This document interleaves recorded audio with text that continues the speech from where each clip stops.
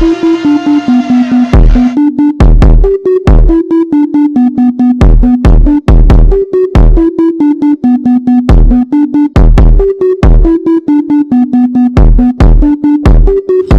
to BearatNight Podcast with your host, Jurassic Parker.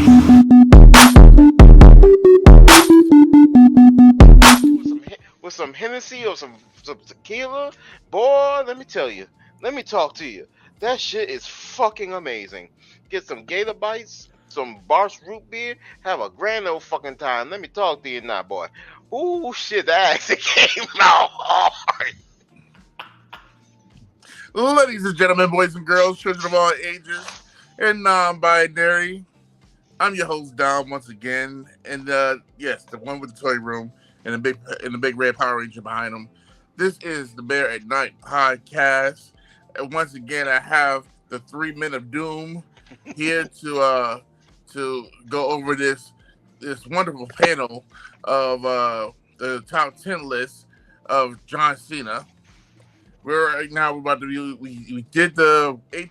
Sorry, we did 10 through 10 through 6 already, yeah, with some honorable mentions and whatnot. So now we're about to get to our top 5 lists. Let's go. 5 through 1. Top 5. What is going to be our number 1? It's the 5 matches of doom. Yeah. Let's go. You know what? You on your way. You on your way. You did excellent, Bruce. Eventually they're gonna hear this and be like, hey man, stop taking that shit. Orders. This is a court order. I'm framing it. I'm putting it right there. They're gonna hit you up they're gonna hit somebody up in the DMs and say, hey brother, like what you're doing.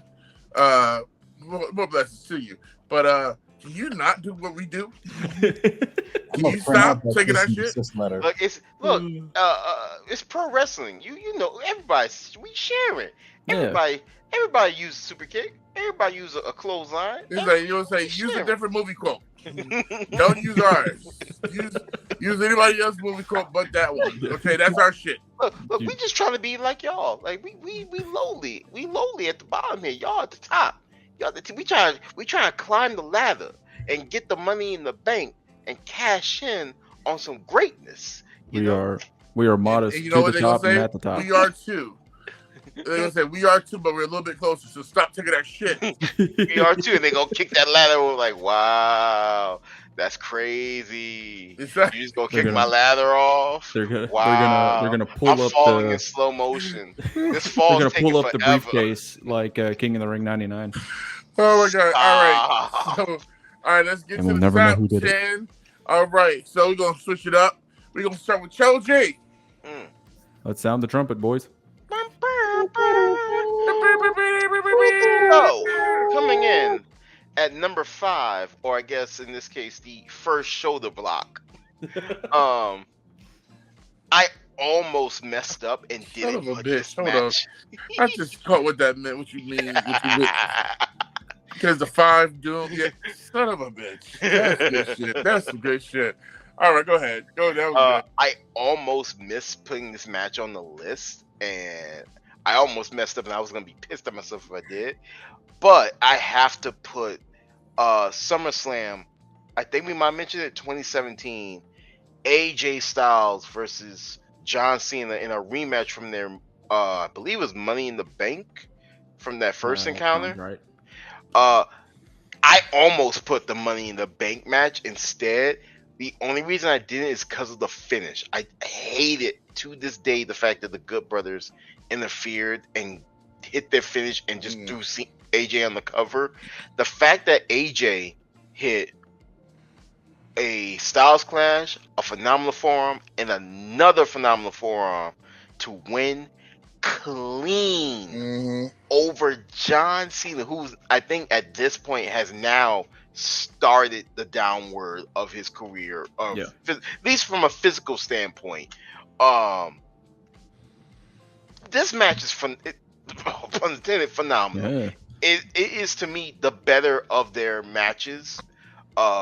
some say the Royal Rumble match with him and Cena for the 16th world title is their best. Mm-hmm. I would argue that this SummerSlam match is the best of their series. Ironically enough, that match is on my list. This match, first of all, the Money in the Bank match, AJ working circles around John. Him throwing him to the steps, and he just leap over the steps and just looking at John like, dog.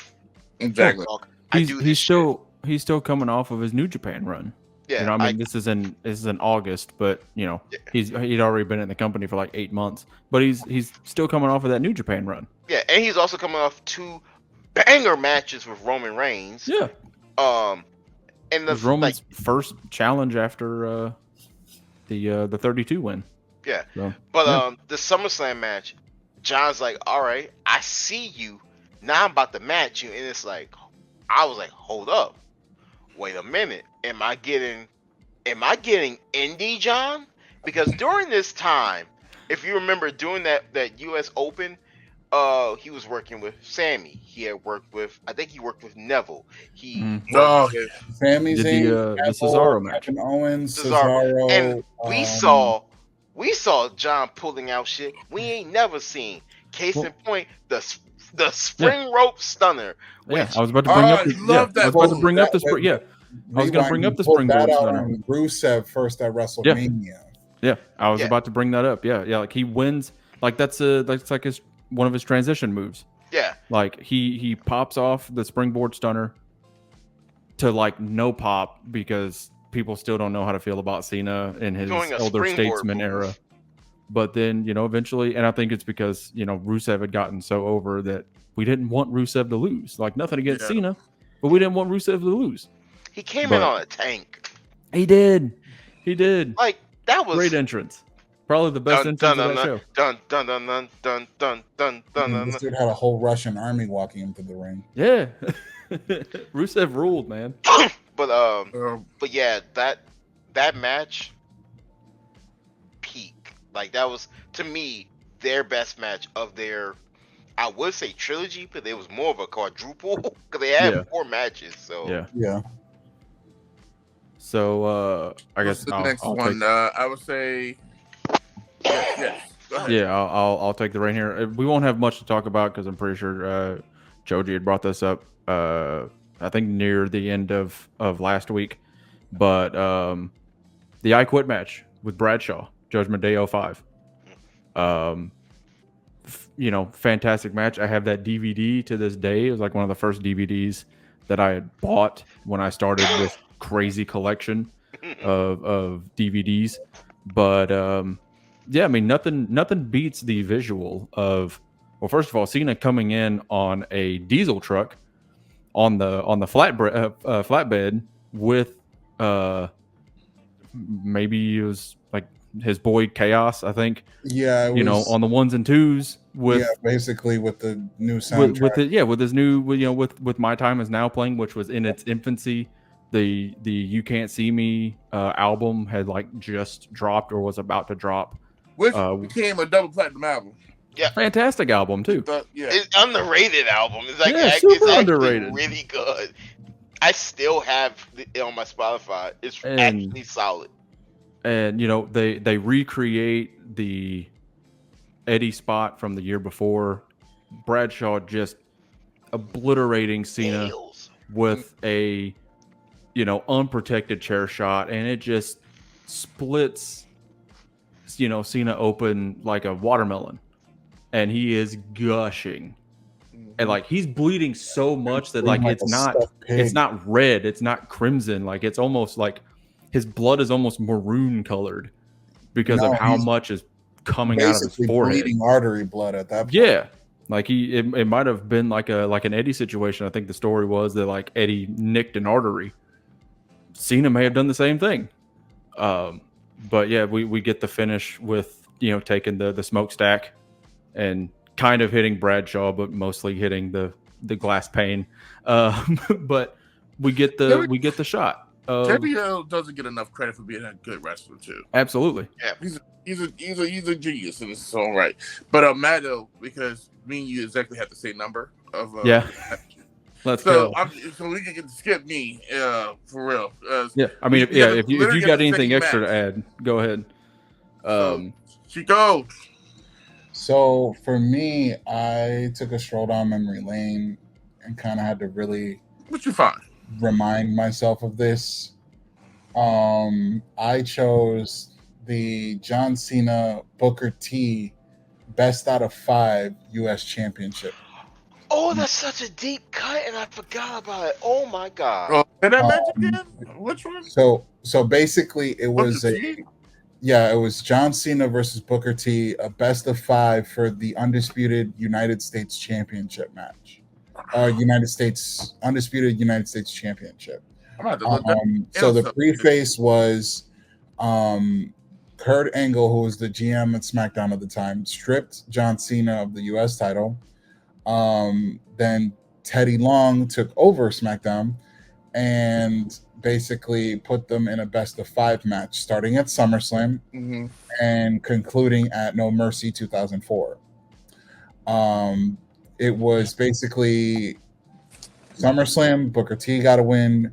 Following night on SmackDown, John Cena got a win, Booker T got a win. It was back and forth basically leading up to No Mercy in 2004, which was a great match concluding where Cena became US champion.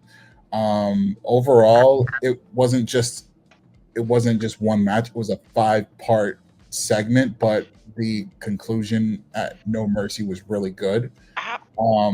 I liked the concept because it was like the first of its kind. You didn't really hear that kind of concept, and you still haven't seen that concept to this day.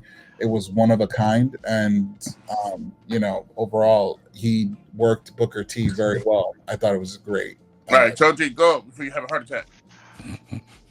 Didn't Booker have a US 3 out of 5 with Chris Benoit? And then another 3 out of 5 in WC. Well, he had in WC and had another one in WWE after the John Cena one. They were actually best of 7s. Best of 7s? Okay. Book did a best of 7 with Benoit in WCW for the TV title, I believe, which was like during the summer of '98. And then they were like, "Oh, that's so good. We got to run that back like 8 years later." Oh, Chico, don't die. No, I'm still here. I just said No. Damn. Okay, but yeah, Book was AC. like in the middle of a bunch of like series matches because like to Chico's point, they did the best of 5 with him and Cena post SummerSlam in 2004, and then like I think it was in 2005. Yeah, because he wasn't king yet, so it was like late 2005. He does the best of 7 with Benoit, also for the U.S. title. I think it was 2006 because it was right before he became. Was king. it right before King? Okay, it was that table spot. Remember, it was the table spot. Yes, yeah. They put that on the "Don't Try This at Home" montage for years. I'm not even gonna lie. I kind of wanted to try that. That looks so cool, but my back would have been shot. Well, so was his. Yeah. So that was that. JBL. Yeah. Dom said you said your number 5 was my number 5, the Bradshaw match, which is knew that was going to happen sooner or later. Somebody will have to see. Yeah. Chica, you said we have a few overlaps already. Yeah. We double dipped a few times. Yeah. Did we say? Okay. So next person will be Chochi. Number 4. Number 4. Number 4, another shoulder block. 2009. And you brought it up, but I think this is their best match of all. 2009 Breaking Point, Cena versus Orton. I think this is their best match. You have a few more years of them being rivals. I hate this cough. Orton is in full psycho mode. Like, is this the bald head version? Yes, bald and this headed is Orton. he's like basically doing this, fresh voices in my head. Yeah. and Post I IED, to the if you remember ring. that IED angle. yes, like Yeah. I don't know why, but him doing this and then like looking at the character work in that match alone is top tier. Yeah. So from the beginning, the promo, the storyline, the video edit, the cut, all of it spot on. It just like it was just one of those rare occasions where everything lined up and it was perfect. Yes. Um Homelander would be proud. it was perfect to the smallest detail. And like even so much so Breaking Point '09 was just in general a very good pay-per-view. Because even so much so like that was a pretty good card. You had a last man standing match. Was it the tag team last man standing match? It was like a submission match. Yeah, it was a Like a tag submission team match. submission DX match. Or no, it was Legacy. It was DX and Legacy. yeah, it like wasn't a Falls submission Count match. Anywhere submission match. Yeah, something like that. Because the actual submission match, the proper submission match, was the Punk Taker main event. Which was also I forgot about that. It was because they redid the screw job again. But yeah, there was like some like special, like never before done gimmick name for the DX Legacy match, but I can't remember what it was. The submissions count anywhere match. Is that what it was? Okay. Yeah. So that was during a period of time where WWE was like trying out new pay-per-view concepts. Which I did again. Because it was in 2009 where we got Hell in a Cell for the first time. Also, and then fun we fact, got TLC for the first time. The Breaking Point submission mini game would be added to WWE 12 because of this pay-per-view. Yep. And that's the only reason why it stayed. It pissed me off when I played that shit too. Yeah. Like starting in September of 2009, yeah, that's when WWE started like trying to fizzle out the old pay-per-view titles, the pay-per-view names, because instead of Unforgiven, we got Breaking Point, and instead of No Mercy, we got Hell in a Balls Cell. of Fire. Yeah. Don't. In October of 2009, we actually got two of them because we got Hell in a Cell at the beginning of the month and then Bragging Rights at the end of the month, which never made sense because we have Survivor Series in November. And they basically just did the same thing for Bragging Rights, but whatever. Gotcha. December was TLC. They replaced Armageddon. No Way Out got replaced in 2010 with Elimination Chamber. Right. Money in the Bank at that point. Money in the Bank shows up in 2010. The Fatal 4-Way pay-per-view. Backlash got replaced, but I don't remember by what. All right. So anyway. Weird point in time. It's funny because New Year's Resolution was the replacement for Backlash, and then Backlash became right. Are we still number 4? No. Yeah, this is number 4. So that was Choji's number 4. My number 4. We're gonna go to 2013. Choji, you had said that you thought it was controversial that you only had like a handful of WrestleMania matches for Cena. I had 2. I don't have any of Cena's WrestleMania matches on my list, so we're just gonna get that out of the way real quick. No, actually, no. I'm lying. Cena's not WrestleMania. Cena is a WrestleMania guy, but he's not a WrestleMania guy. Yeah. So number 4 for me, 2013 SummerSlam, the WWE title match against Daniel Bryan. That's my number 3. Yeah. Cena coming off of beating Rock at WrestleMania 29. Going into the summer, there is a surgence behind Daniel Bryan, and Cena calls a shot and says he's going to defend the title against Bryan at SummerSlam. He picks his challenger. And, they were, effectively brothers-in-law because they were both dating Brie and Nikki respectfully. What a time to be alive at that time. And so it was fun because you knew these guys were going to have a fun match because they knew each other outside of the ring. and they proceeded to have, one of the Banger. best matches of the year. I still pop every time Daniel hits him with that suplex off the top rope, and Daniel like rises up the course, just fired. Oh my fantastic god! Match. Brian gets a clean win over Cena, something that not a lot of people can say that they have gotten, especially as clean as Brian did. He beat Cena with his finish and pinned him. You don't get cleaner than that. And like, it wasn't just like, oh, he caught him. Like, no, he did the whole, theatrics, and then hit him with the Busaiku knee and pinned him, beat him clean as a sheet in the middle. Wasn't this the year that that Triple H got involved? Yes. And then 5 minutes later, Randy Orton's champion. Orton fakes a cash in only for Triple H to drop Brian with a pedigree and cash in anyway. And that's how we got the Authority. But I'll still go back and watch this match from time to time. One of the best matches of the year, one of the best matches on that card. The crowning moment, or at least what would end up being the first crowning moment for Bryan Danielson in that company, because they rectify what happens after this pay-per-view, kicking and screaming, but they get it done come WrestleMania 30. Yeah. But Cena proving his worth as that top guy, willing to, hey, I'm going to take the loss here. Yeah. And I'm going to put over this guy who's got a ton of momentum behind him.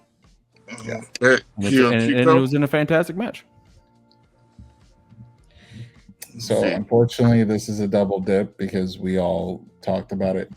John Cena versus Edge for the WWE Championship, Unforgiven 2006, Toronto, Ontario, Canada. Wow. Great match. Story behind it, even just like the build up. Cena chucking Edge into the Long Island Sound. Edge getting legit sick from that. Yeah. It was his idea. It was his idea. It was a horrible idea. I mean, hey, fuck it. Like, why not? It was great entertainment. Why not? There's like 6,000 diseases. Why not? It was entertaining. Even Jay didn't know what was going to happen. Like, oh my God.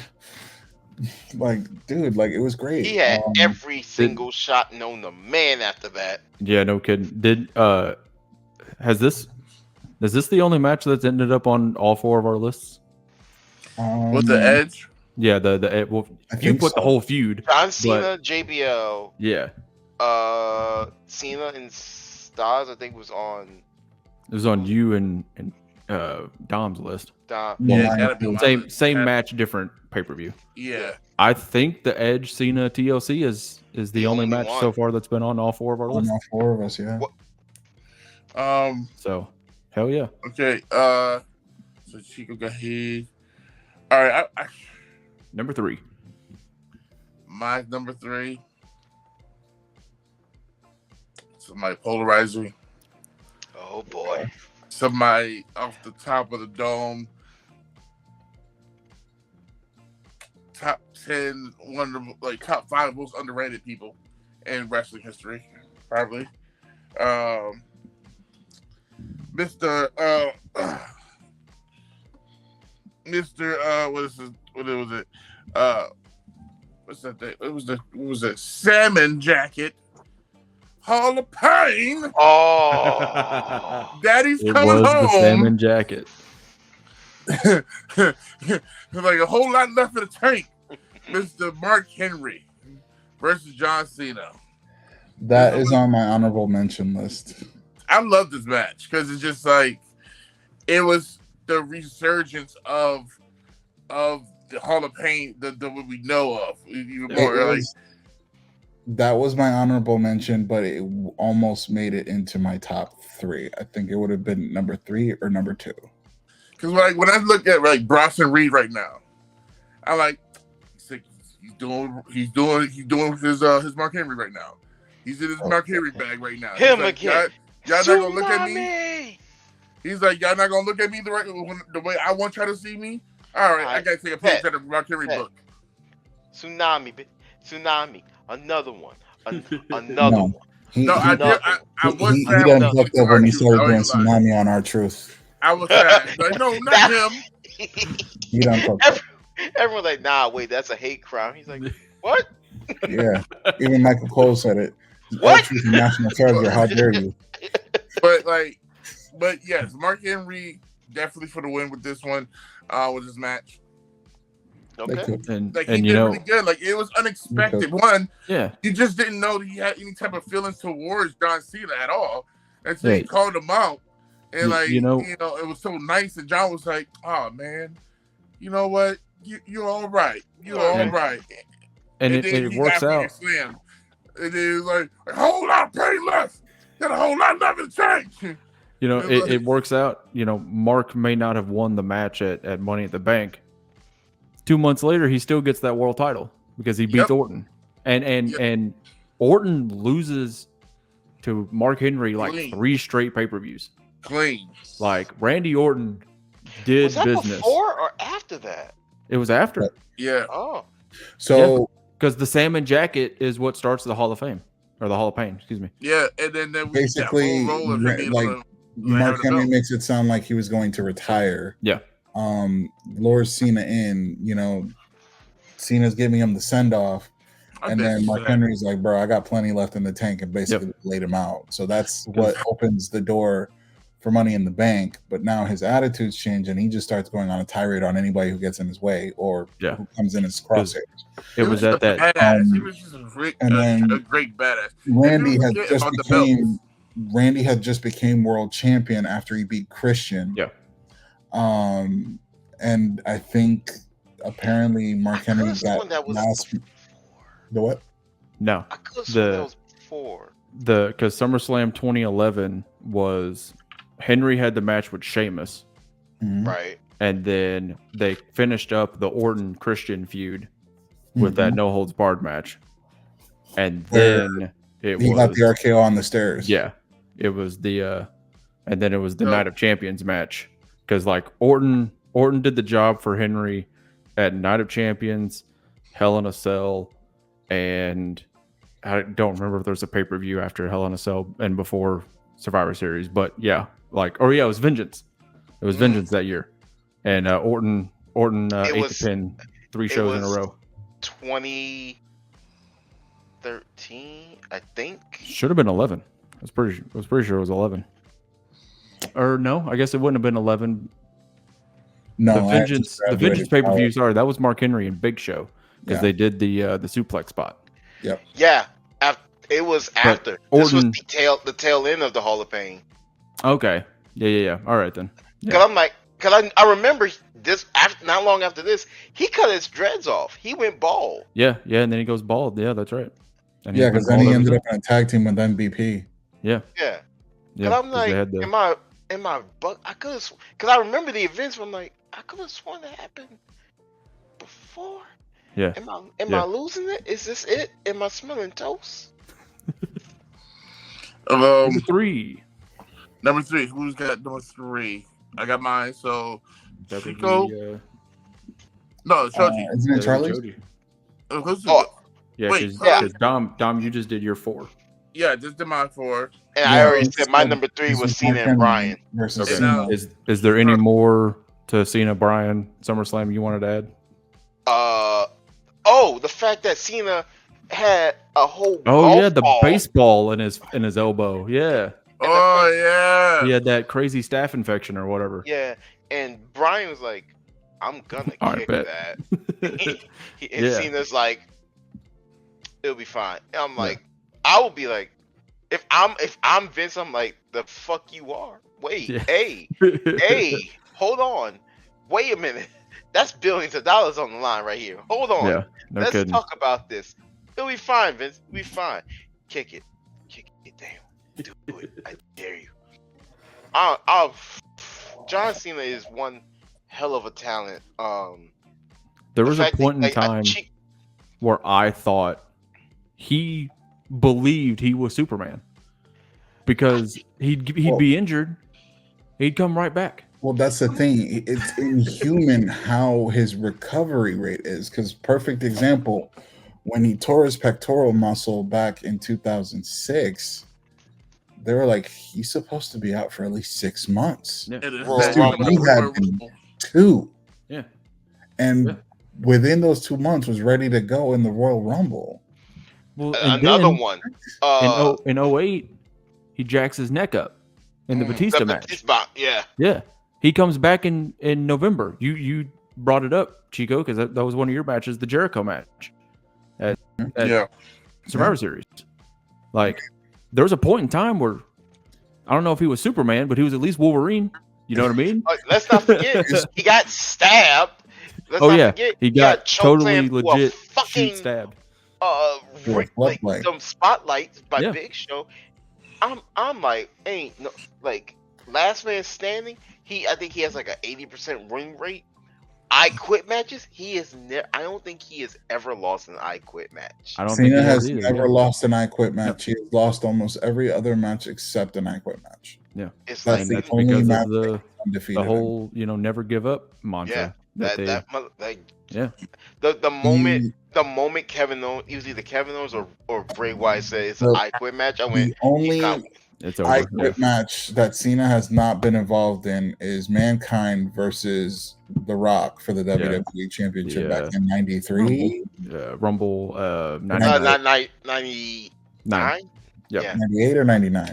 Yep. 99. So every So, other yeah. I Quit match has been involving Cena. He has had matches with JBL, Randy Orton, The Miz, Rusev, and Right, because it wasn't Rusev. It was JBL. what's her name? Lana that said I quit for him. Yeah, that sounds JBL, great. Miz, Randy Orton, Batista. All right, so and Batista. Yeah. 5. I we quit. have Yeah. Chico next, right? Yeah. We'll have me next. No, Because wait, okay. Joji's number 3 was Mark Henry Brock versus Cena, Cena. Bryan. Now it's Yeah. return to play. so my number 3. Greatest fatal 4-way match the company has ever done. The company being WWE. Backlash 2007. It's Cena. It's Shawn Michaels. It's Randy Really? Orton, and it's Edge. Oh, See, I thought about putting Fear Forward, like now. I'm That sticking ending with was one. hilarious. So one of my favorite finishes to a match ever. That ending was hilarious. Edge gets the I think Edge spears Edge spears Shawn. He gets RKO'd by Orton. Cena hits him with the FU, and then out of nowhere, Shawn hits Cena with a super kick. He's still selling the spear, so he flops. Cena in a dead heap lands on Orton and gets the pin and wins the match without even knowing he did it. But before that, these guys go like nonstop pretty much for 17 to 20 minutes or so. These guys don't stop this whole match. They are beating the hell out of each other. Fantastic way to end the show. This is also the same show that had Batista and Batista and The Undertaker in a last man standing match For the world title, yeah. their WrestleMania 23 rematch. This was the week after Cena and Michaels go 1 hour on Raw. They're 4 top guys at the top of their game, and it was a shining light in the late 2000s for WWE, because this is right before the Benoit stuff happens, which puts WWE on a downward spiral for years. But is at this moment we had 4 guys. Any of those guys could have won that match. One of my favorite 4-ways ever. I think is the best 4-way WWE has ever put together, and one of my all-time favorite finishes. is it crazy to think it wasn't that long time ago that HBK was wrestling full time, part time, and now he's in NXT cooking up some stuff. But it's like he was in the mix doing it like just a few years ago. It's just, I understand that he I get that he never wanted to win the world title after his return match. Yeah. 2007, man, he should have won the WWE title. Whether it was at WrestleMania, or it was in this Backlash match, or if they did it, before he went away for the summer, or if it was during the Orton feud. He should have won the world title at least. I feel like he should have won the world title when he was feuding with Chris Jericho. Yeah. Perfect. If he didn't do it in 07, he should have done it in 08 with the Jericho feud. I completely That would have agree. been ideal. If not, when he returned against Randy Orton, that would have been a good one. Yeah. That promo of the pro packages of him getting super kick and Orton selling those kicks, just like Randy Orton and Shawn Michaels sold a pay-per-view match at the end of 2007 based on Randy Orton getting super kicked 5 weeks in a row. So much so that the match was that Shawn couldn't use the super kick.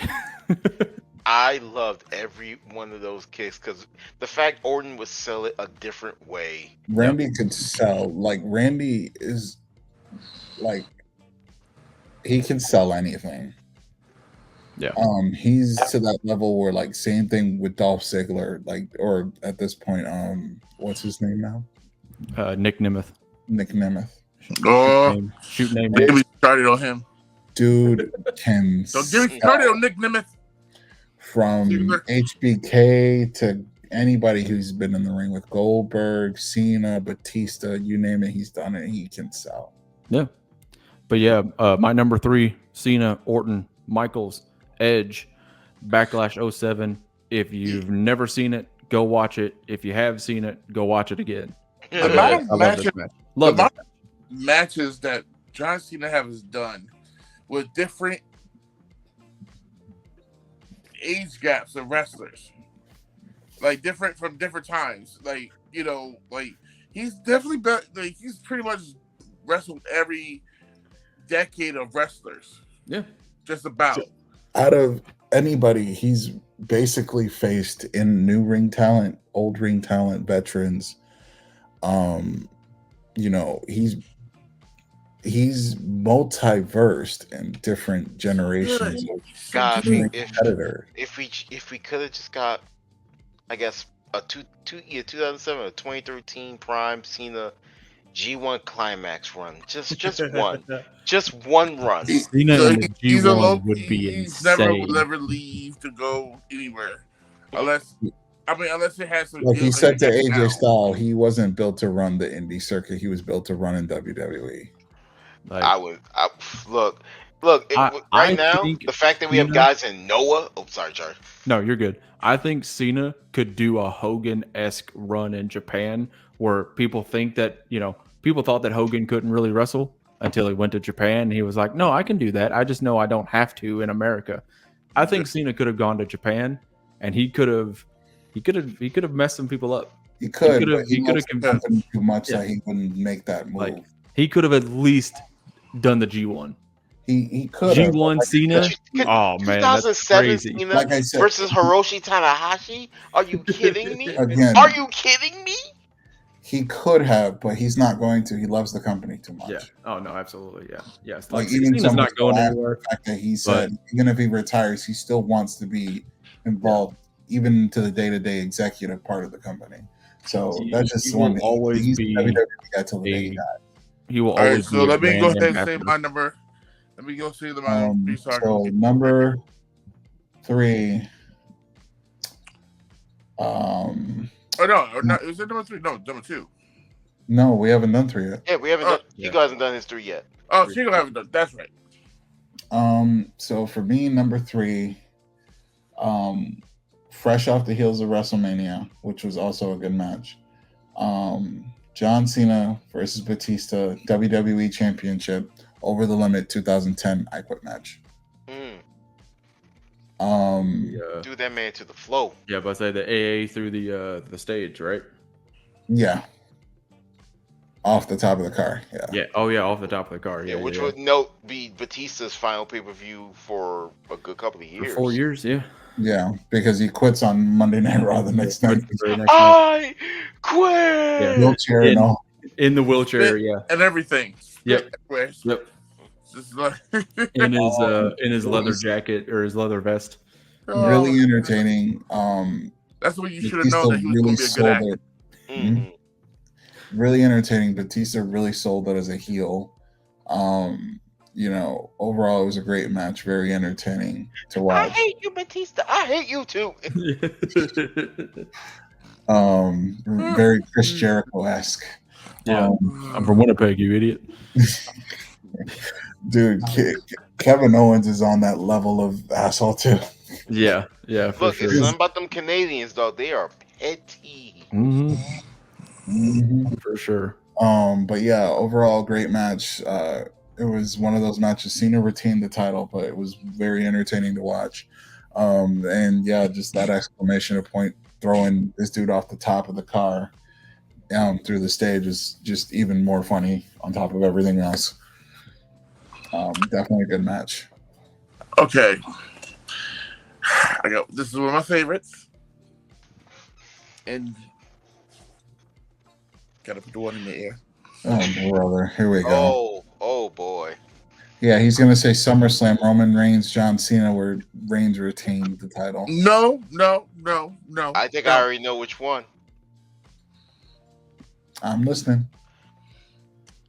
John Cena. Mm-hmm. The Rock. Versus The Awesome The Truth. Awesome Truth. Wow. I stand corrected. I did not see that one coming. I didn't either. Dude, Never if you go before, back, never again. Never before, never That's again. an unbelievable match. Honestly, it was like one of the best matches that I think The Miz has done in his career. Like don't get me wrong, he's a good wrestler. He's not bad, but to be on that level, and this is a guy that I watching Road Rules, Real World, and his idol was The Rock, and he's walking around saying, "I'm The Miz," to finally get to the point where it's full circle. He's back in New York, but We're talking about John Cena, but okay. No, I'm saying, but he's with these guys, but he's on the level of John Cena where they didn't think he would ever be, and then he's killing it, going against John, going against The Rock and everything, and then The Rock and John having this good chemistry where like, can we get them for the titles? Can we get them for the belts? Because I would love to see them just go ahead and manhandle everybody for the belts. And that so, like, wouldn't have worked because at the good.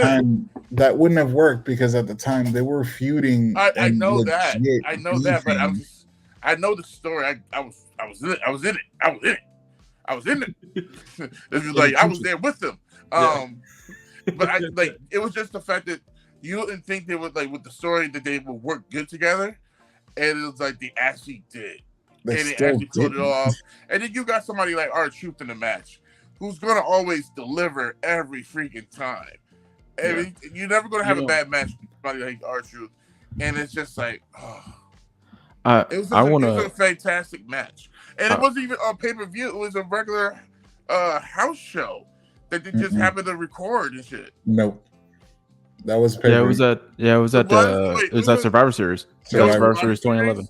Yep. But was it? Why did I feel like it did? Oh no, it was something else. Everybody saw. Yeah. It was another match they had. I will go ahead and say, like, I know that Cena has he has completely changed his tone about the Rock feud. Right.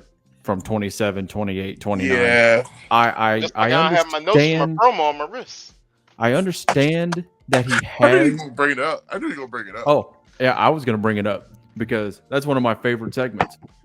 Because, well, first of all, it started off being one of my least favorite segments because The Rock trying to do karaoke and make up his own version of "We Will Rock You" and not knowing the words he was trying to say, and he was very clearly looking at the Titantron. And then the promo where, yes, he does have some kind of notes on his wrist. I don't blame Cena for calling him out like that. He absolutely should have, and it pissed The Rock off. So I don't like it should have. So basically, the whole deal was the fact that obviously Cena back in the day didn't like The Rock because there would be periods where like he would go on this hiatus of not being in the ring and then just show up and want to be. So that's where his actual legitimate beef with The Rock started. And Yeah. this is where now he understands. Well, But, I like, was getting to that, but that's what I'm even saying. Like, still, Cena's road to Hollywood was not the same as The Rock's. No. Because Rock, without trying to make this like real to me, Rock abandons us Yeah, he as did. wrestling fans in 2002. Yeah. Cena never, if anything, Cena lasted too long. You know what I mean? But like, Cena doesn't ever leave full time up until, just a couple of years ago. And to add to that, I remember to this day, I was hanging with some friends, and my homegirl had like the magazine that his interview was in. I'm like, oh, let me read this, because we're waiting for our boy to come out from work, and I'm reading it, and I remember really getting heated about it, because this is the moment he's saying like he's stepping away from wrestling to do acting, and like that's the old him, like he basically just like shunning wrestling at that moment. And that's like, where I'm the doing beef this started. and this is like he started when he get the he was losing weight to get more acting roles and stuff, whatever. He's doing the game change or game plan, whatever. Yeah. Like you can see him not having the same weight and stuff back in then. But I saw that and I was so heated, and I was getting pissed off because I love The Rock, but then this is happening, and it was like, no, what are you doing? This is my childhood. What are you doing? But then he eventually comes back, and he also he realized he fucked up at that time, and one of those people who grew up watching him and he liked him was John Cena. So not just like it wasn't only me that read that and felt pissed. John Cena read that shit and was pissed too. Right. So he was not saying it just for him. He was saying it for him and the fans. Yeah. And that's when I was like, "You're right. Yeah. You're Like right." I said, Right. Cena's road to Hollywood was completely different, because like Cena didn't leave us, Yeah. Right. because I've gone through his filmography, and I've aligned it up to what he was doing on TV at the time, Yeah. and like he doesn't, like, I remember, okay, he did this in 2015, he did this in 2016, so on and so forth. Yeah. Like, I remember Started what he was small doing on TV to at the the bigger time. stuff. He never actually left. Right. So I don't think that Cena should take back what he said about Rock, or be regretful about what he said, Well, I think because there was a lot of truth in that. Yeah, sure, but I think for what we don't, the financial stuff that goes on, because I like when you have that type of stuff and you're acting, the financial wise, if you're the star, but you got all these people making money, like not even just making money, but the crew is like waiting for you to come back so they can film the stuff, because they got kids to feed and stuff, lighting people, all that stuff, not just the actors, but the people that's building sets and shit. So when you get hurt, like he did, like, and it set the crew back or whatever. And I think that time he was doing the Fast and the Furious and something else, but they had to push it back because he got hurt. Yeah. So blew his whole stomach out. it was like, so he didn't understand that, but it was one of those things like, I guess he tried to tell him John Cena at the time in person, and John Cena was like, at the time he was being like, I don't want to hear that shit. I don't want to hear that. Yeah. But now that John Cena's in that predicament, he got to he's in the level now where he's doing a movie like Jackpot, where he's a star of, which I liked it, by the way. It came out this weekend. Sure. He's the best. He's the best part of the movie.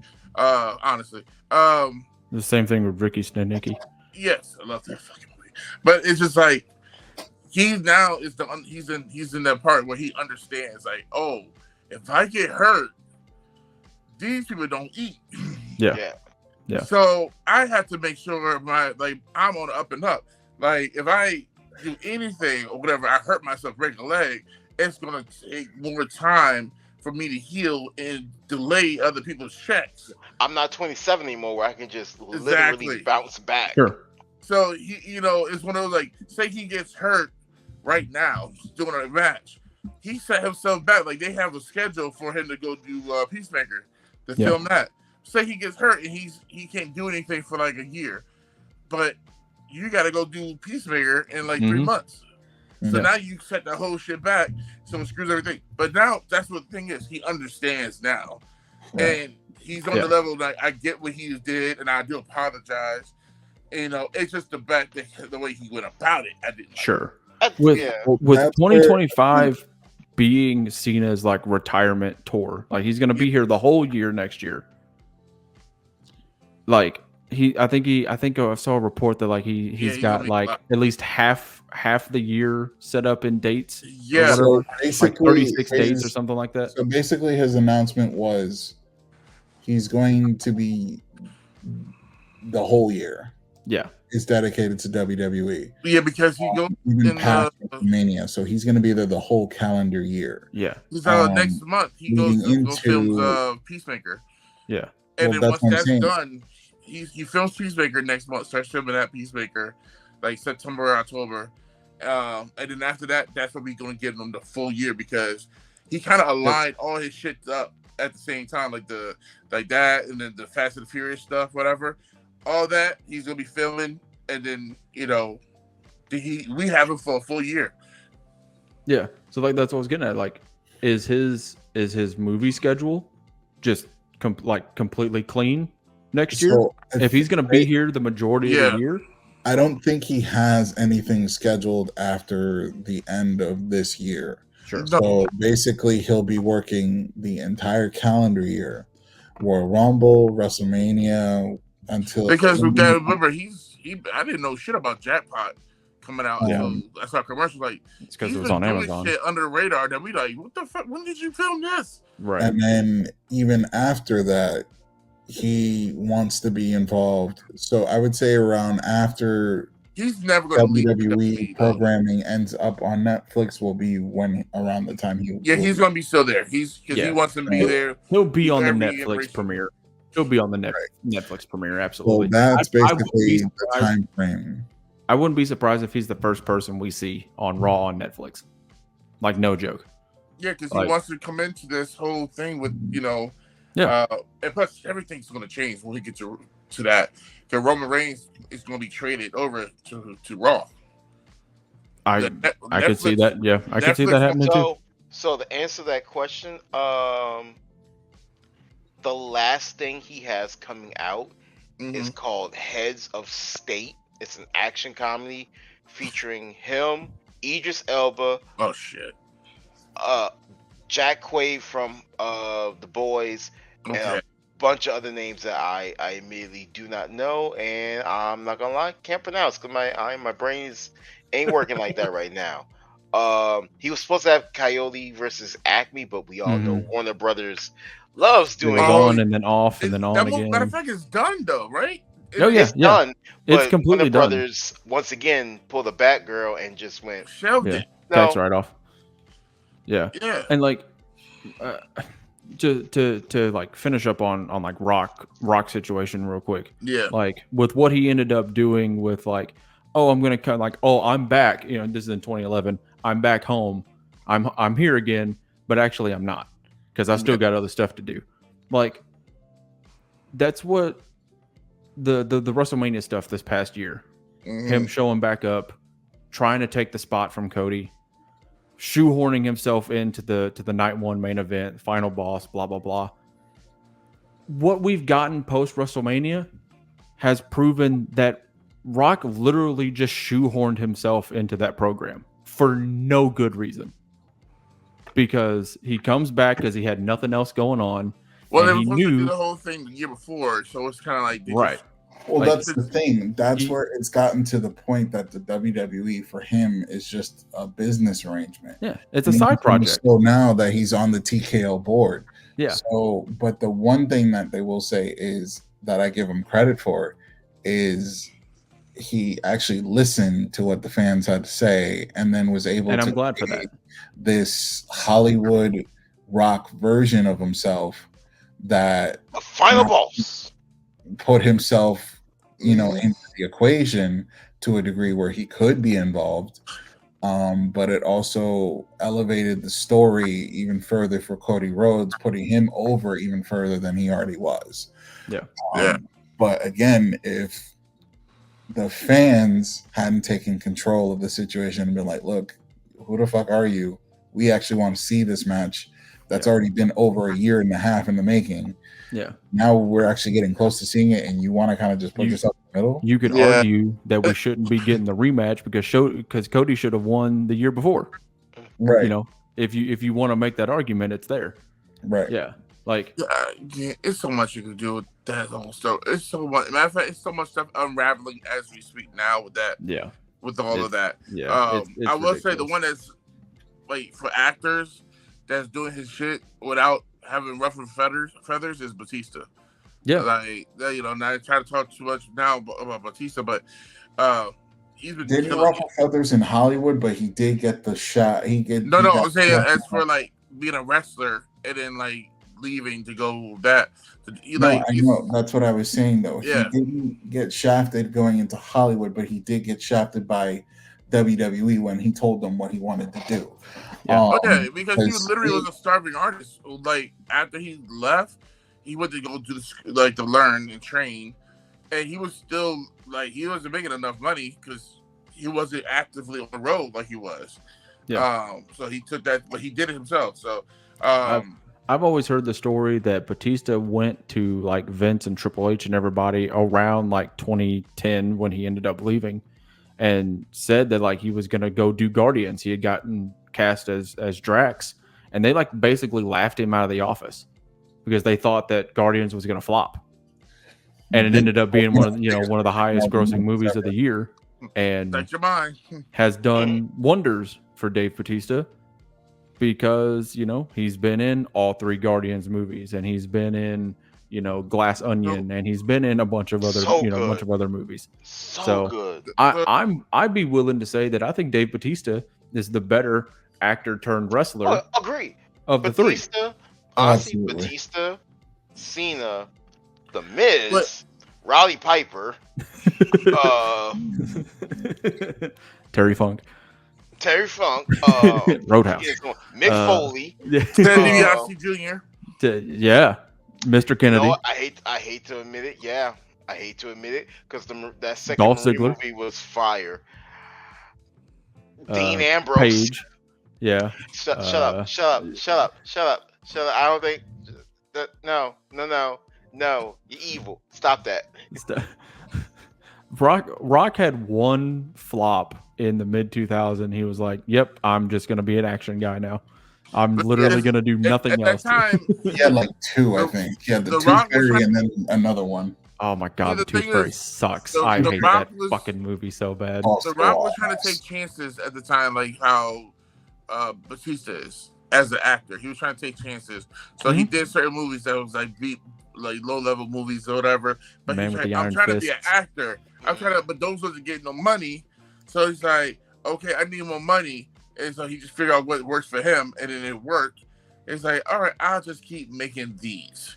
Yeah. So I don't have to do too much acting. I don't have to like overexert myself and try to worry about feelings and shit like that.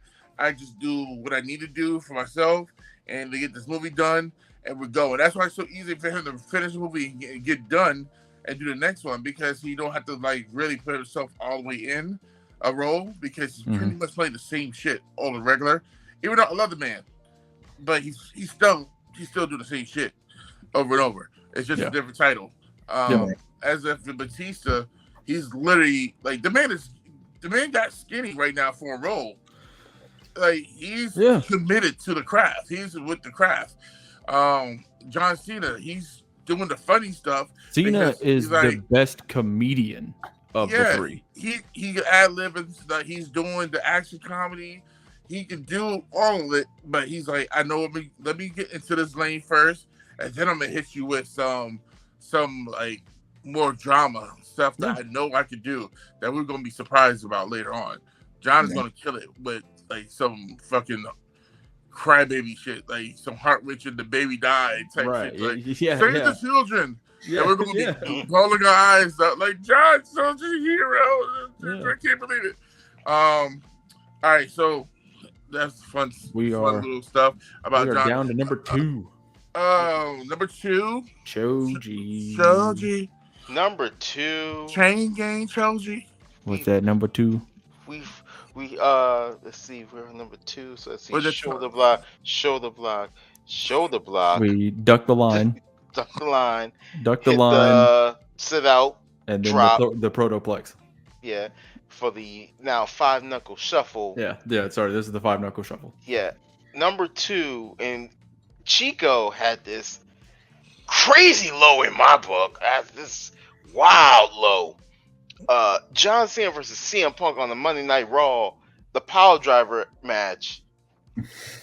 The fact this was number 10 is wild. So I can't say much. I had it at number 8. So I mean, because it was a thing, like it was just it was a regular Raw. Like, don't get me not insulting. It was a regular match. It was just a regular Raw.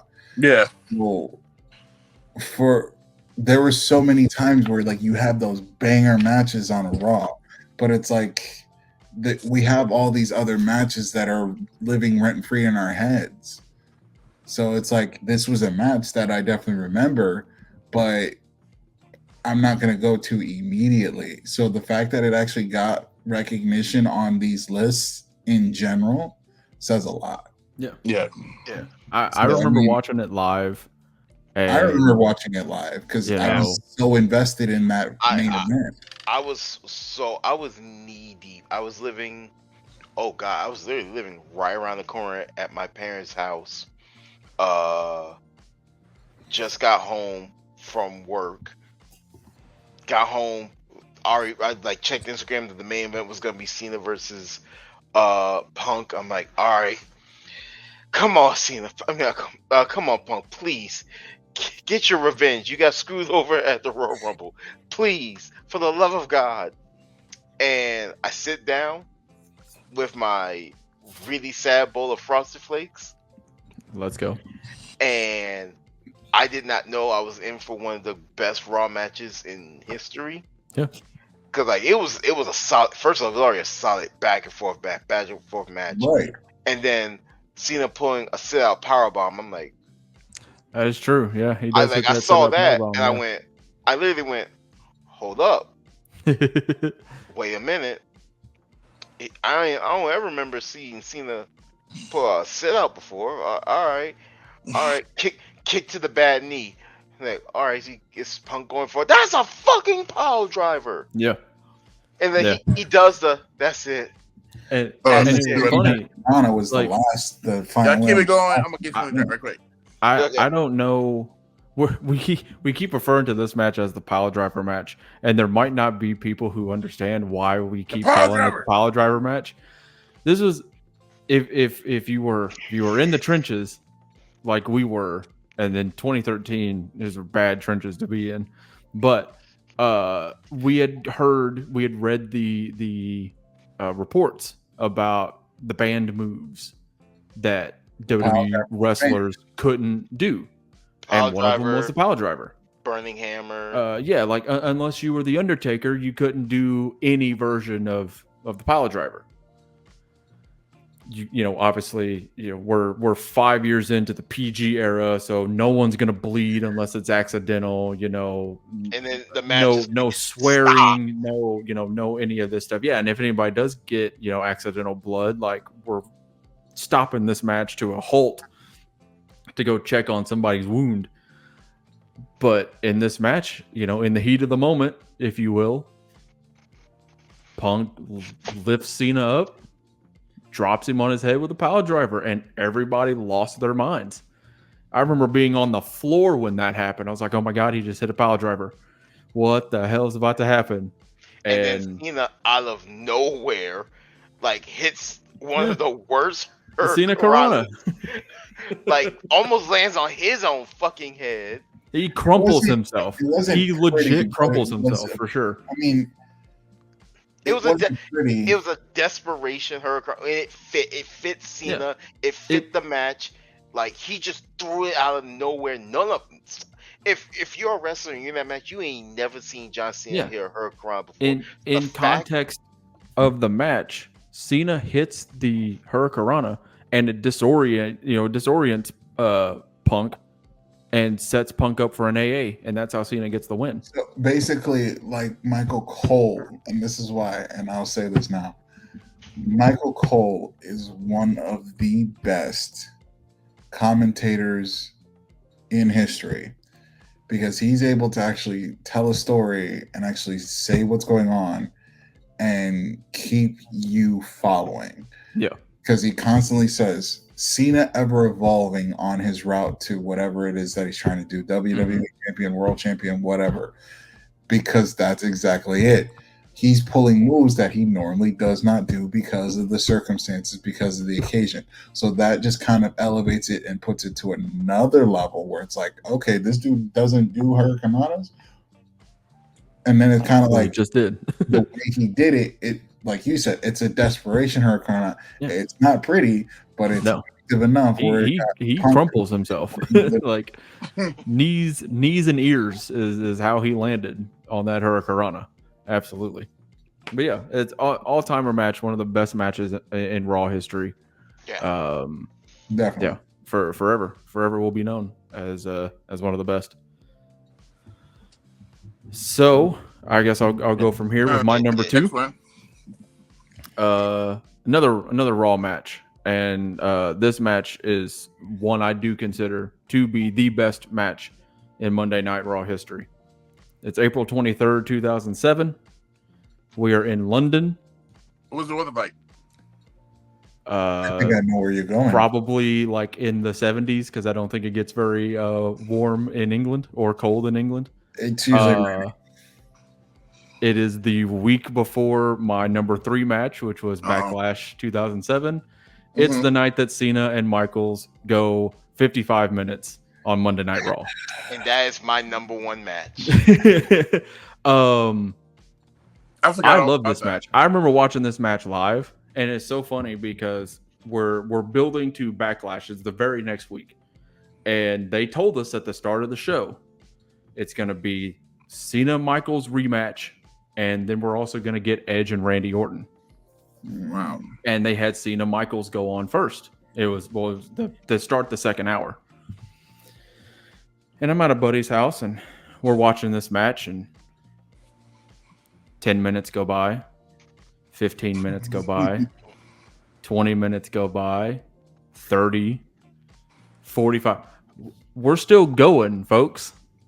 And I remember looking over to my buddy, and I'm like, hey, they said Edge and Orton were, I'm not complaining, but they said Edge and Orton were supposed to have a match. It's 9:55. What's going on? The show's about over, and Cena and Michaels are still having a match. I love this match. I will go back and watch this match at any point in time. Another like back and forth match where it could have been either one of them, and they proved it with the finish when Shawn, lands on his feet from an FU attempt and catches Cena with a super kick and does the dead pin and gets the win. 55 minutes or whatever it was. And this is in 2007 in WWE. They weren't doing stuff like this. They didn't do stuff like, they don't do stuff like this now, let alone did they do it back then or in this time frame. Like, wrestling in WWE had been such a, pretty much how long matches are going to go, because like at the 15-minute mark, they've got Lawler on commentary saying, oh, this match has been going on for so long, they must be so tired. It's been 15 minutes, Jerry. You've wrestled 60 minutes before. You know what that's like. But we had been so conditioned as WWE fans watching WWE matches. No match is going 15. We're lucky if a match goes 30. The only time that happens is at a major PLE, and even then they're kind of milking it. Yeah, or like if it's that's Gunther. Like that was always their thing about the Iron Man match, letting you know, hey, this is a 60-minute match. It's going to go 60 minutes no matter what. Blah blah blah. These guys went 55 on Raw in the United Kingdom 6 days before pay-per-view. I love this match. I will always go back and watch this match. And it was on Cena's birthday. Cena's a good guy. He did the job on his birthday. So there you go. Who else better to job to than the Heartbreak Kid? Than the greatest of all time. So yeah, that's my number 2. That's my 5 knuckle shuffle in this 5 matches of doom. All right, Chico. Well, again, I would have to say my number 2, Cena versus AJ Styles, WWE Championship Royal Rumble 2017. All right, so we talked about that. For the fact that it was its 16th world title, the background behind it, the story, the original club kind of getting involved in the first few matches, the promo leading up to this match. One thing I will say, and I don't think we've addressed this enough, Cena's skill work on the microphone is fucking phenomenal. Never challenged that man in Boston. Never challenged that man to jousting on the microphone anywhere, especially not in his hometown of Mass, because he will literally shrink you down to size. It is asinine crazy how much or how effective this dude is on a microphone. We talked about during the SummerSlam review about, or it might have been on air, it might have been off air, that cutting a promo in WWE is different than cutting a promo anywhere else, especially if you're going to do an in-ring promo. Right. I truthfully believe Cena changed the way that Vince wanted his people to do in-ring promos. Probably also Triple H helped with his 20-minute diatribes, but the way that Cena would take whatever was written for him and turn it into gold, if you wanted to call it gold. Yeah. He made those other people think that anybody else could also do what Cena does. And Cena couldn't, like, no one could do what Cena would do with the stuff he was doing. I think it was Cena and Punk that changed the way promos are held. Yeah. How so? Especially with Punk, because Punk is very much not a writer. He doesn't write anything, or he's always talked about how he doesn't write anything down ahead of time. Yeah. And it works for John Cena because he could get something that's written for him and then also do freestyle shit too. John said many times he goes off of feel from the crowd. Yeah. He's looking at every single person in that arena, and he is going off of what they are feeling, and he'll like that infamous. Oh wait, maybe I'll do a heel turn, and he just does a little shimmy. Yeah, I was like, bro. But yeah, I truly believe that like Cena changed the way Cena set like a bar for what Vince and the people in creative wanted people to do promos. Nobody else could do that, and it showed because of how many people truly like flopped when trying to cut a 10-minute in-ring promo. Oh, Roman Reigns is a perfect example. So we're gonna go to number 1 now. Chico, did he say his number 2? Yeah, his number 2 is the Cena, the Styles match. Okay. No, but that's the thing. Now we started touching a nerve, and that's why he's just trying to move us on. That's the thing, though. I didn't touch a nerve. I'm just trying to butchered. So we are at hour 12. So Dom, what is your number 2? Go ahead, Dom. I already said my number 2. Which was again? The Miz and Oh yeah. Yeah. That was your number 3. Was that number 2? I thought, I'm pretty sure that was number 3. No. Because do you have your list in front of you? We would be starting from Chochi going around. No, my number 3 was Mark Henry. I believe my number 3 was Mark Henry. Yes. Yeah. Okay. So he's old, y'all. You know, old age just start catching up to him. You know, he's not having his fish oil, so his memories, it's a little slippery. You know what? You ain't wrong. You ain't wrong. But no, my number. Let's just start and then we'll go down. Okay. Get this out the way. So it was I believe you said that your number 1 was is Cena and Michaels, right? Huh? Chochi, you said your number 1 was Cena Michaels at on Raw. Yeah. Any more to add? I would argue that this is John's best match of all time. The fact that I still don't understand the story behind this match Which at match? all. Wait. The The 55-minute match in the UK, Cena versus Michaels. yeah. The basically WrestleMania rematch, which Yeah. to be 3 honest, weeks after WrestleMania. should have been the WrestleMania match, which Yeah. should have had Michaels win, in my opinion, as a No, Michaels fan. I'm there with you. That's what I just But said. Like Shawn should have been WWE champion in 07. Yeah, this match was and is it's one of those matches I think we can all say we can pop in and just watch. If you're interested in getting into pro wrestling as a fan to want to become an actual pro wrestler, there are a slew of matches you can pull up and watch. You know, obviously your Flair and Steamboats. You know, if you want to go old school, your Savages and Steamboats. If you want to go all Japan, your Kawada Masawas.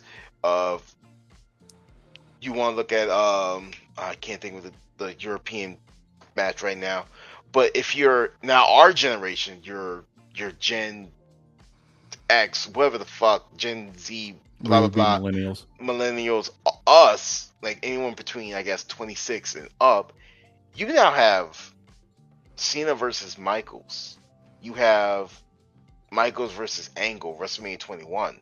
You have AJ Styles versus Samoa Joe versus Christopher Daniels, Unbreakable 05. Mm-hmm. You have, you know, independent matches, Jay Lethal versus Jay Briscoe, title for title, best in the world. There's a slew of matches, and I think everyone would have at least, maybe a minimum of 3 Cena matches, most of which you could say were on this list to pick from when it comes to character work, when it comes to ring work, when it comes to pace, when it comes to promo, when it comes to just hell, camera work. If you're interested in, if not being in the ring, working camera work, working behind the table commentary, working as a referee. There is so much you can learn from watching these type of matches. And this, I was 17, got off work, miserable. I was sleeping on a cot. It was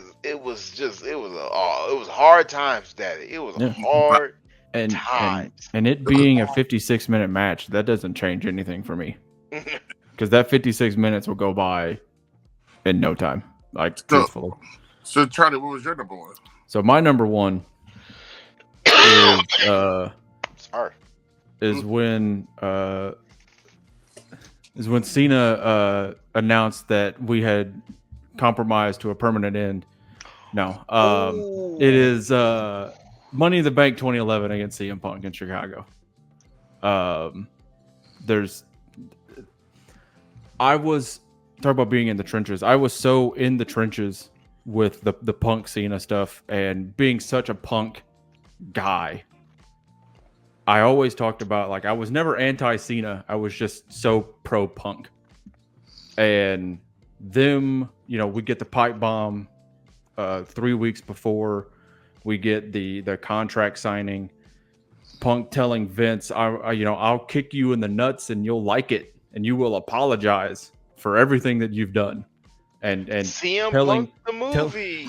Telling Cena that he has become everything that he's hated. He's no longer the Boston Red Sox. He's the New York Yankees. And that pissed him off. That, like, he said everything else.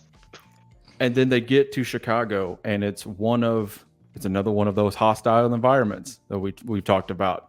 Right. Toronto against Edge, New York against, Hammerstein against Rob Van Dam, Chicago against Punk. 5 years later. An all-time great match, all-time great arena fan reaction. One of the best matches that the company's ever put together, and it's still one of the best matches that company's ever put together. Did it not get 5 stars? Or did it get like 4.5? It did get 5 stars. I thought so. It was the first match since the very first Hell in a Cell in '97 for WWE to get 5 stars, And that which is insane. The Because fact matches that happened between October of 97 and July of 2013 or 2011, excuse me, include Shawn Michaels and The Undertaker at WrestleMania 25, greatest match in WWE history. Angle and Michaels at WrestleMania 21. Yeah. You know, the fact that those two don't get 5 stars. Even like TLC 2, WrestleMania 17. Fantastic match. Those 6 go balls to the wall for 17 minutes. Hell, even Rock and Hogan at 18, yeah. And that's not even a great wrestling match. It's not a great match. But it's great for other reasons. It was a good match. It was fun. Wasn't a bad match. For other reasons, the in-ring is not not always what was the best part. But Punk, Cena in Chicago, I remember finding out, because I missed that pay-per-view live, so I'm watching Raw the next night and I find out what happened, because it doesn't start with Punk coming out, because Punk is gone. Punk leaves. And we get told, like, yeah, man, Punk won the title. Holy shit, they did it. I'm sorry, I watched this man kill this yogurt right now. So yeah, that's picking up. I'm sorry. That's my number one Cena match. His match with Punk at Money in the Bank, 2011. One of the best matches the company ever put on in front of one of the best crowds that they could have asked for. And then the blowing the kiss goodbye to Vince and running up the stands, hopping in as Punk has told the story, hopping into a taxi, going to his apartment or whatever, and throwing the belt in the fridge. It's great stuff. Great piece of legend. To a degree. All right, and we got Chico. What's your number one? So unfortunately, my number one is a double dip. John Cena versus JBL. Oh yeah. Judgment Day 2005 for the WWE Championship. I dig it. It's a great match. This match, or just the background, the story, everything, just picture perfect. Like we had talked about, Cena just became champion. Album on the way out, starring in a movie soon, because the Marine was going to come out around the same time. Oh, we're good. We're good. You can edit that out, right? I'm gonna edit all that out. Yeah. Just making sure. I don't know. Maybe we should keep this in. I don't know how long. I forgot the down. That's the attitude adjustment. There's your 5th move of doom. There it is. Speaking of which, my ring gear, as you can see, I was actually able to get it at ExtremeWrestlingShirts.com. They have a huge selection of new and old school shirts, and also other attires like gloves. Did you just get a deal with them out of nowhere? Is that with or without the E? You dropped your camera. I'm trying to salvage this. Again, that's ExtremeWrestlingShirts.com. Feel free to check them out. This is not paid for advertisement of any kind. But if you want to pay us, we'll promote. Is that with or without the E?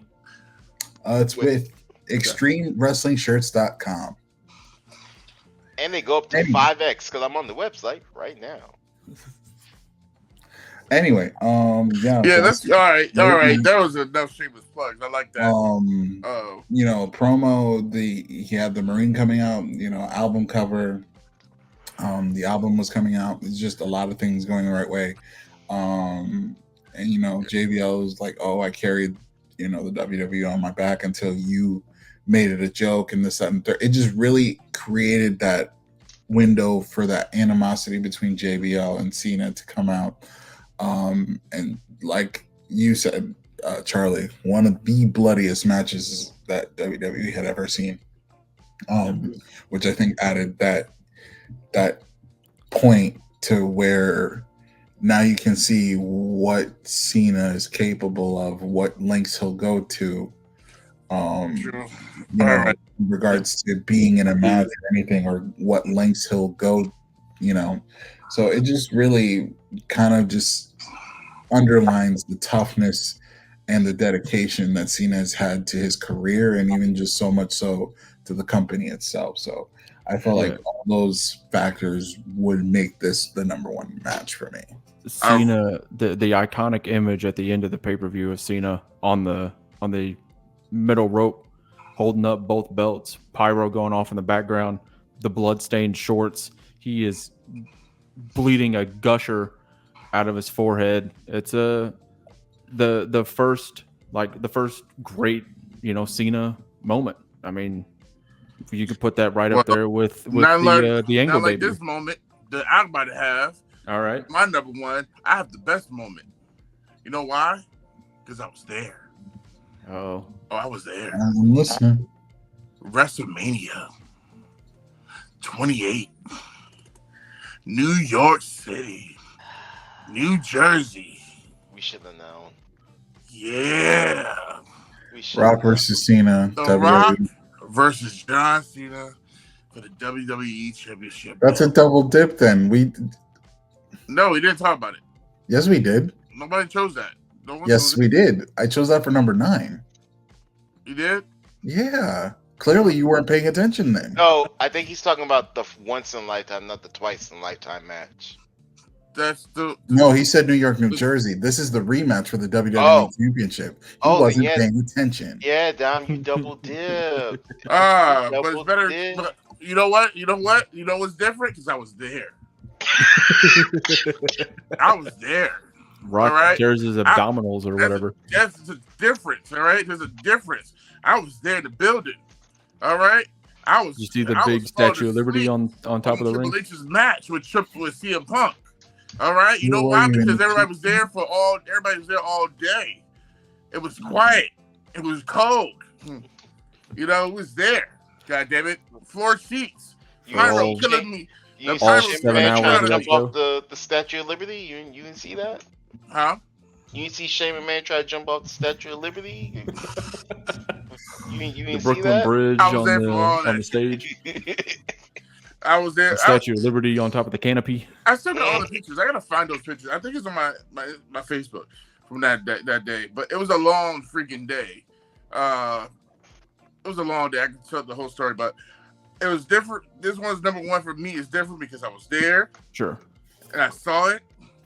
And at the time, this is supposed to be The Rock's last match. Yeah.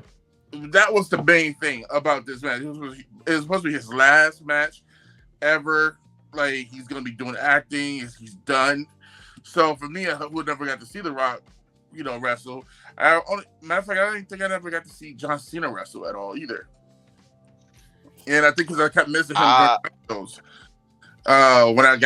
Anytime I did get to go to a show, but I didn't go to that many because I was broke. So Feel that. to see them both get to see John Cena, like, oh shit, he's huge. Yeah.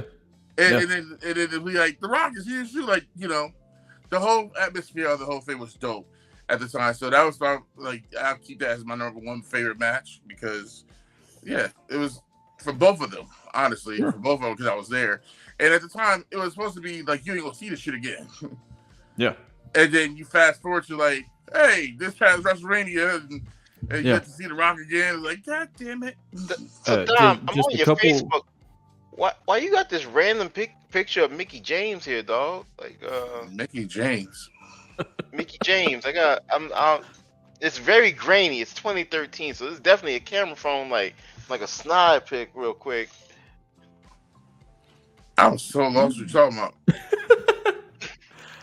I Are you doing homework right now with the?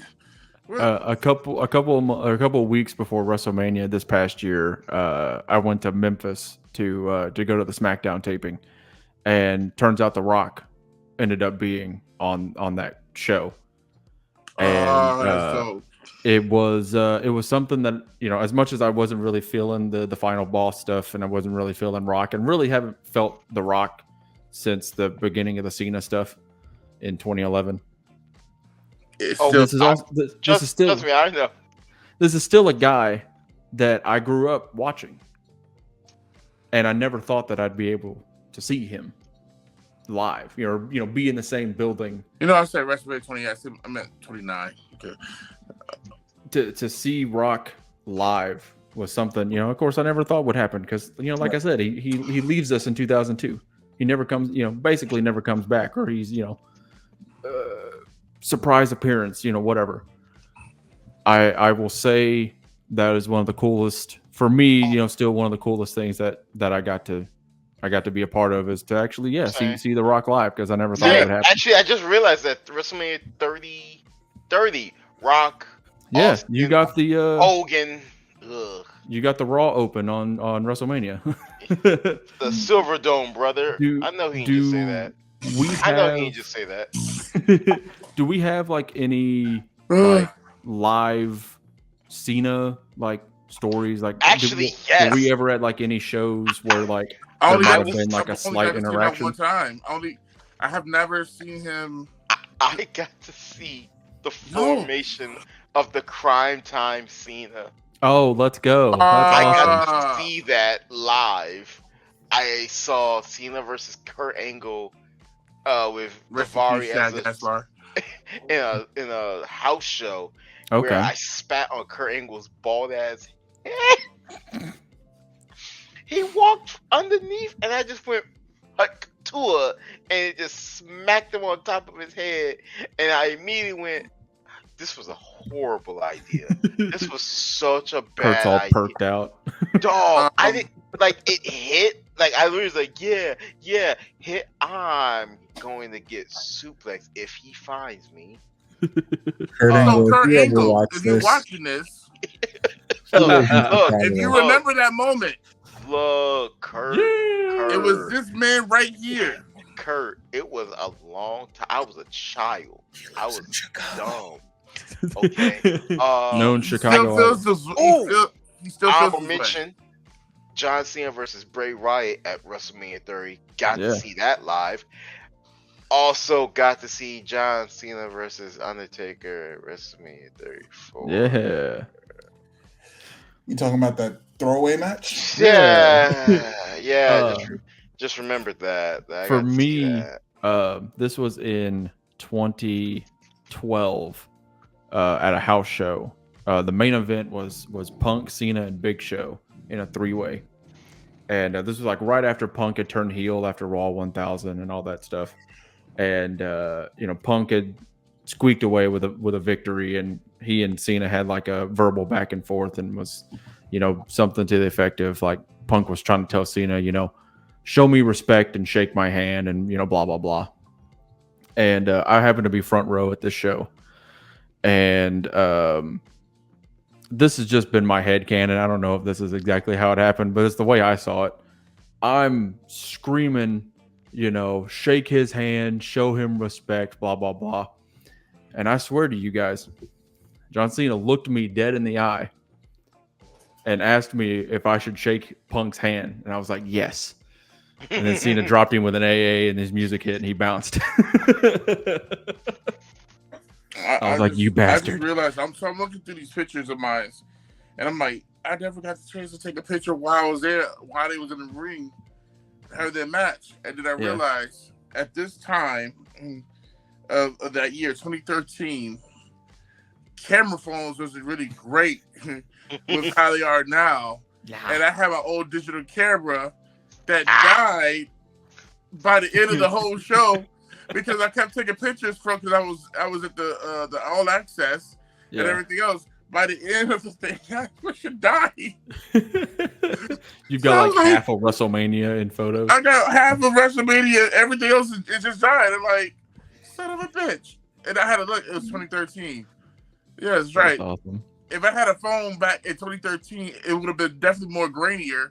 Because I think I had the chocolate phone still. I don't remember. Oh wow! I don't remember. I don't think I had the technology as we have now. Sure. It definitely wasn't. In 2013, definitely was not an iPhone.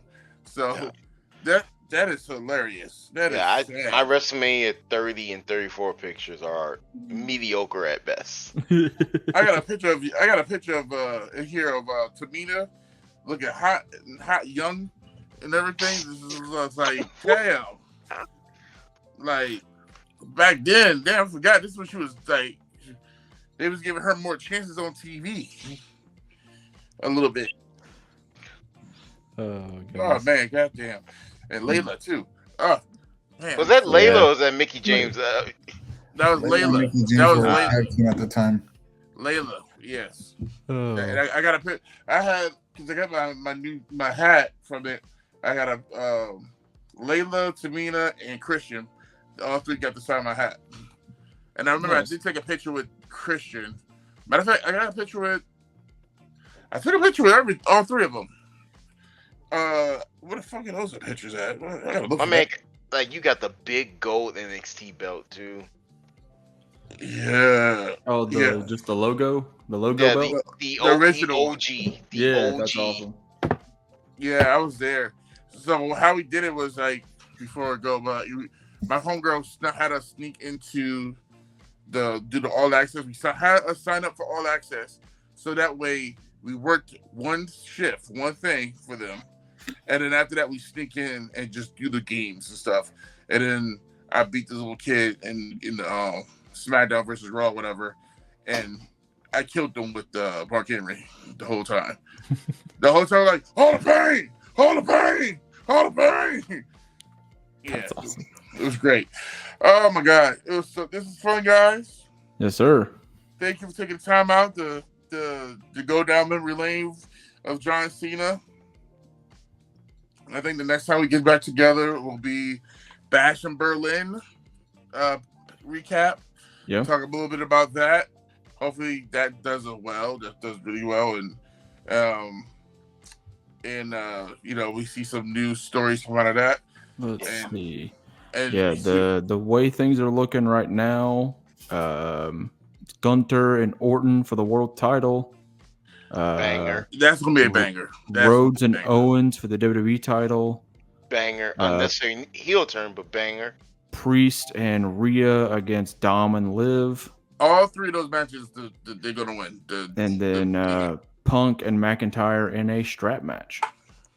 That could go either way. Honestly, I don't care. Honestly, I'm happy with either one. But I think Punk needs a win here.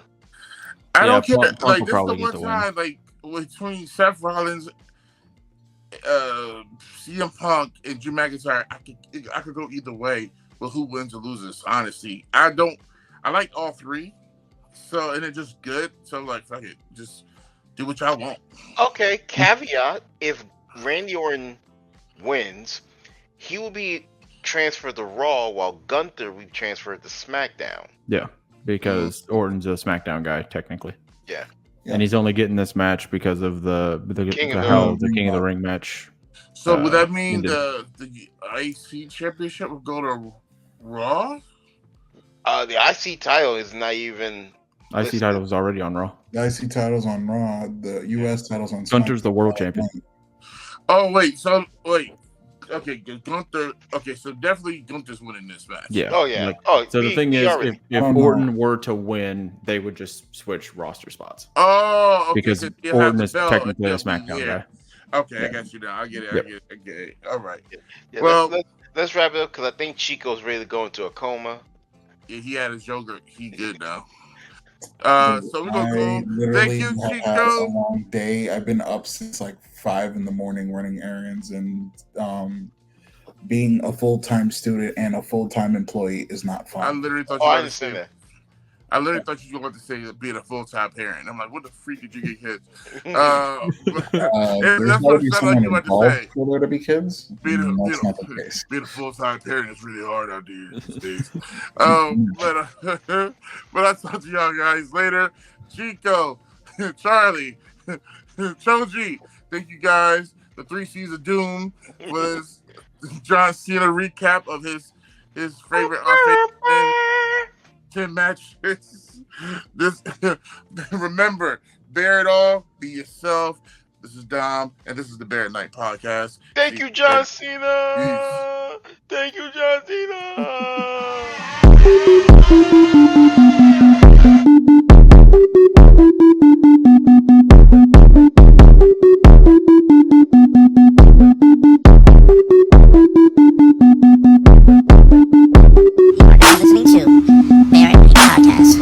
host, Jurassic Parker.